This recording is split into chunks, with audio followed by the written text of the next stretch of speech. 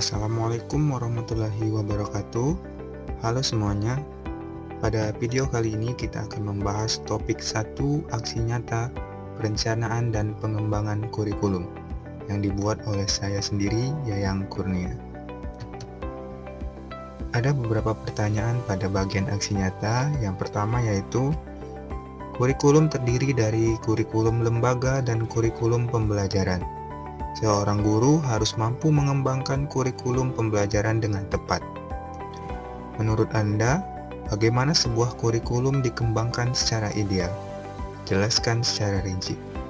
Untuk pertanyaan kedua yaitu, jika Anda dipercaya untuk menjadi penentu kebijakan di sekolah, langkah apa saja yang akan Anda lakukan dengan mengembangkan kurikulum? Bagaimana prosesnya serta berapa durasi waktu untuk sekolah mengembangkan dan memperbaiki kurikulum? Untuk pertanyaan pertama yaitu bagaimana sih cara kita mengembangkan kurikulum secara ideal? Pengembangan kurikulum secara ideal. Kurikulum ideal adalah kurikulum yang diharapkan dapat dilaksanakan dan berfungsi sebagai acuan atau program guru dalam proses belajar mengajar. Karena kurikulum ini menjadi pedoman atau acuan bagi guru dalam memulai pembelajaran. Landasan kurikulum ideal pendidikan merupakan suatu proses sosial karena berfungsi memasyarakatkan anak didik melalui proses sosialisasi di dalam masyarakat tertentu. Sekolah sebagai salah satu institusi pendidikan berperan juga sebagai institusi sosial karena melalui lembaga tersebut anak dipersiapkan untuk mampu terjun dan aktif dalam kehidupan masyarakat kelak. Ada beberapa langkah-langkah dalam pengembangan kurikulum. Yang pertama yaitu analisis dan diagnosis kebutuhan. Langkah pertama dalam pengembangan kurikulum adalah menganalisis dan mendiagnosis kebutuhan.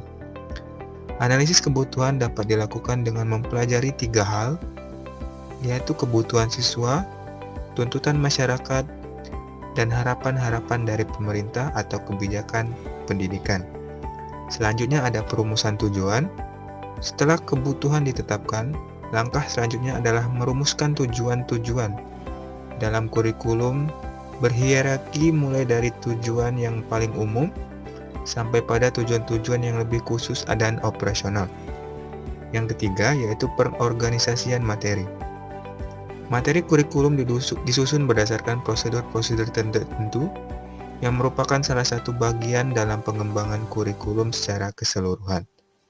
Kegiatan memilih, menilai, dan menentukan jenis bidang studi apa yang harus diajarkan pada suatu jenis dan jenjang persekolahan.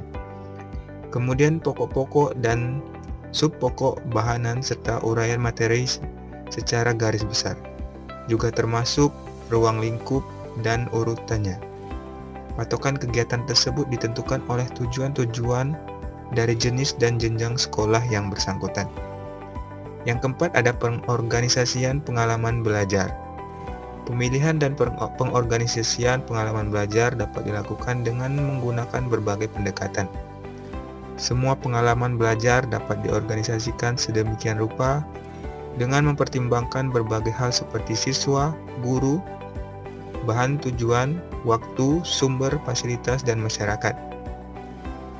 Pengalaman belajar yang dipilih harus mencakup berbagai kegiatan mental, fisik, yang menarik minat siswa, sesuai dengan tingkat perkembangannya dan merangsang siswa untuk belajar aktif dan kreatif. Yang terakhir yaitu penggunaan alat evaluasi. Pengembangan alat evaluasi dimaksudkan untuk menelaah kembali apakah kegiatan yang telah dilakukan sesuai dengan tujuan yang telah ditetapkan. Bagaimana sih proses pengembangan kurikulum di sekolah jika saya menjadi seorang guru? Yang pertama yaitu dengan mengumpulkan informasi dan data yang relevan seperti hasil evaluasi kurikulum sebelumnya, kondisi sekolah dan siswa serta perkembangan ilmu pengetahuan dan teknologi. Menyusun rencana pengembangan kurikulum yang sesuai dengan kebutuhan dan tantangan sekolah dan siswa. Melakukan uji coba kurikulum agar memastikan kurikulum tersebut efektif sesuai kebutuhan siswa. memperbaiki dan menyempurnakan kurikulum setelah uji coba, dan menyusun panduan pelaksanaan kurikulum. Untuk proses waktu untuk mengembangkan dan memperbaiki kurikulum, durasi waktu yang diperlukan dalam mengembangkan dan memperbaiki kurikulum bervariasi tergantung pada indikator. Yang pertama yaitu ukuran sekolah, kompleksitas kurikulum, tingkat partisipasi dan keterlibatan pihak, dan skala perubahan.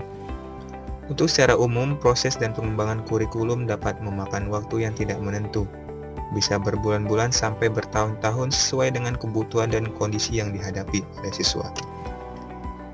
Sekian, terima kasih. Wassalamualaikum warahmatullahi wabarakatuh.